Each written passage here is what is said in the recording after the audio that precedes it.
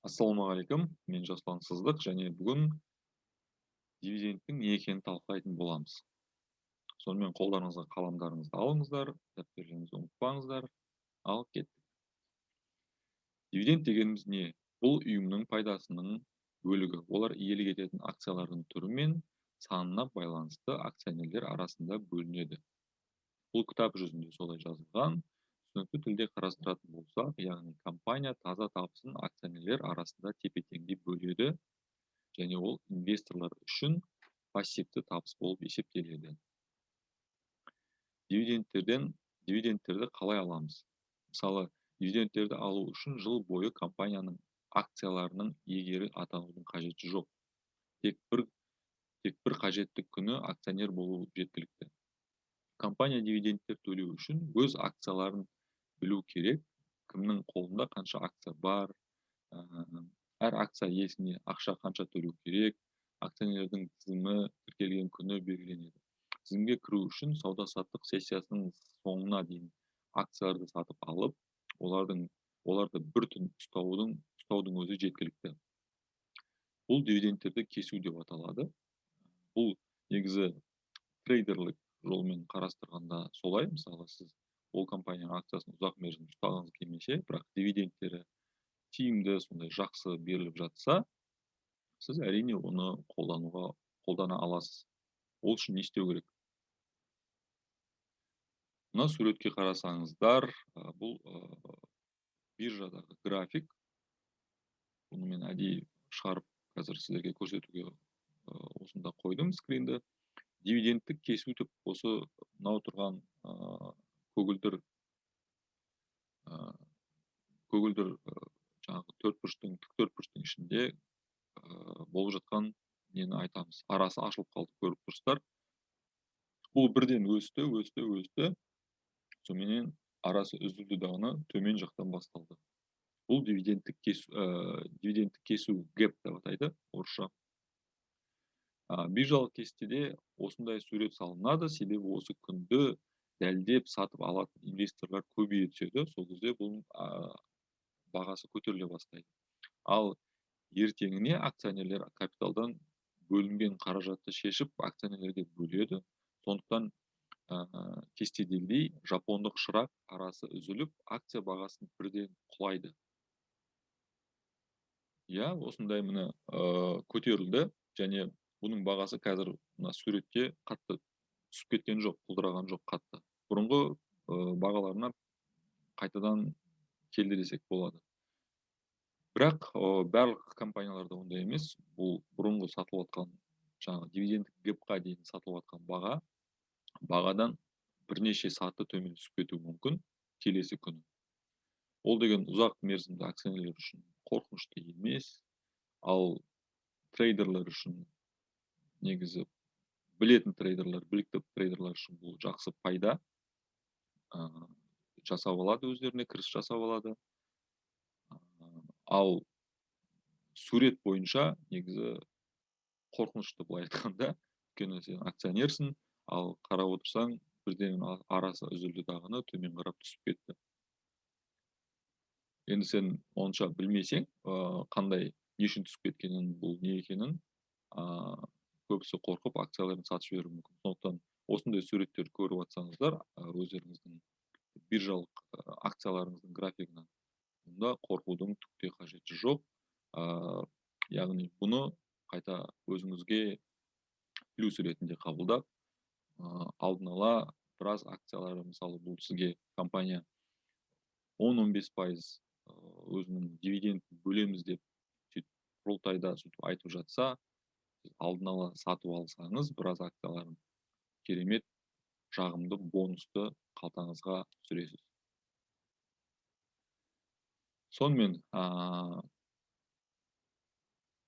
трейдерлар үшін бәрі сіз ойлағандай оңай емес.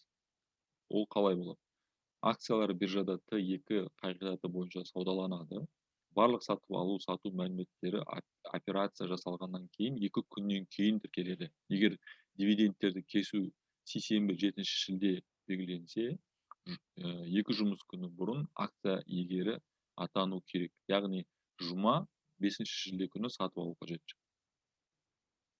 Астындағы суретте мына Т деген уақыт, 0 деген ол жаңағы 1 күн немесе 0 күн, мысалы Т0 деген ол аяқ асты. Мысалы сіз қазір сатып алдыңыз, сол сәтте сіз акционер атанасыз. Т қосу 1 деген ол 1 күннің ішінде. Мысалы бүгін сатып алдыңыз, ертең сізге акция түседі. Ал қазіргі барлық биржада негізі брокерлардың бәрі қосу 2-мен жұмыс істейді. Т2-мен. Яғни ол қалай жұмыс істейді? Сіз мынау Т0-де өзіңіздің инвесторсыз, заявка дейді ғой, тапсырыс бердіңіз брокерға, ақшаны аудардыңыз, ал брокер биржадан ертесіне, сол күні тапсырыс беріп, сіздің акцияны сатып алады, және ол қайтадан артқа сізге керем дегенше арада 2 күн өтеді. 1 күн ары, 1 күн бері. Дивидендтерді төлеу мерзімі, тәртібі және нысаны акционерлердің жалпы жиналысында қабылданған шешімде хаттамада көрсетіледі. Ол хаттама компанияның сайтында немесе басқа да ақпараттық құралдарында біле аласыз. Тіпті брокерлердің өздерінің сайтында көрсетіліп тұрады. Мысалы, Freedom Finance'та мен байқаймын, ішінде болады, күнтізбені ашсаңыз, жаңа компанияның күнтізбесін ашсаңыз, соның ішінде дивидендтер қай күні берілетіні көрсетіліп тұрады. Сонымен, егер сіз ұзақ мерзімді инвестор болсаңыз, бұлардың сізге түктеуде қажет жоқ. Т қосу 2-ні білудің себебі сізде бұрыннан бері бұл акциялар бар, мысалы. Ал ол компанияның дивидендтері ауқымды, сондай керемет, жақсы болып жатса, әрине сіз 2 күн бұрын оны аналитика жасау арқылы, қашан құрылтайшылардың жиналысы өтетінін біліп, алдын ала 2 күн бұрын білетін болсаңыз, әрине ол компанияның уақытша біраз акциясын тағы да сатып алып, жақсы, жағымды бонустарға ие болу мүмкіндігі бар. Дивиденд жылына қанша рет беріледі? Қор нарығында айналыста компаниялардың акциялары, акционерлері жылына мысалы 1 рет қуантуы мүмкін акционерлерді. Өйткені 1 рет жиналыс өтеді, немесе сирек 2 рет кездеседі. Ал 90 сайын болатындарды естіген, бірақ әлі көрген жоқпын. Бар шығар. Жыл сайын, сонымен жыл сайын, жарты жыл сайын, 90 сайын. Мысалы, неше пайыз дивиденд беріледі? Негізі дивиденд ол бонус болғандықтан сіздерге айтарлықтай көп 10%, 15% деп мен ауыз толтырып айта алмаймын, өйткені менің портфелім, осы портфелімде мысалы Pfizer мысалы 4,2% береді екен, Microsoft 1,2%, мысалы бәрі көрсетіліп тұр. Бұл бонус болғаннан кейін, бұл ешқандай үлкен өсімді, үлкен бір күшті табысқа сондай жетелейді деп айта алмаймын, бірақ бұл керемет, жақсы, жағымды бонус. Сондықтан да көбісі дивидендті бар компаниялардың акцияларын сатып алғанды жақсы көреді. Уоррен Баффеттің өзі, мен ұмытпасам, жыл сайын пәленбай миллион, тек қана дивиденд арқылы пәленбай миллион кіріс компаниясына кіргізеді екен. Сондықтан да егер сізде миллиондаған, Құдай қаласа деп айтайық, миллиондаған доллармен инвестициялар жасап жатсаңыздар, әрине дивидендке қатты көңіл бөлесіздер. Бұл нұр үстіне нұр болады. Дивидендтердің мөлшері мысалы символдық түрде 0,1-ден бастап 10%, 15%, 20%-ға шейін болады.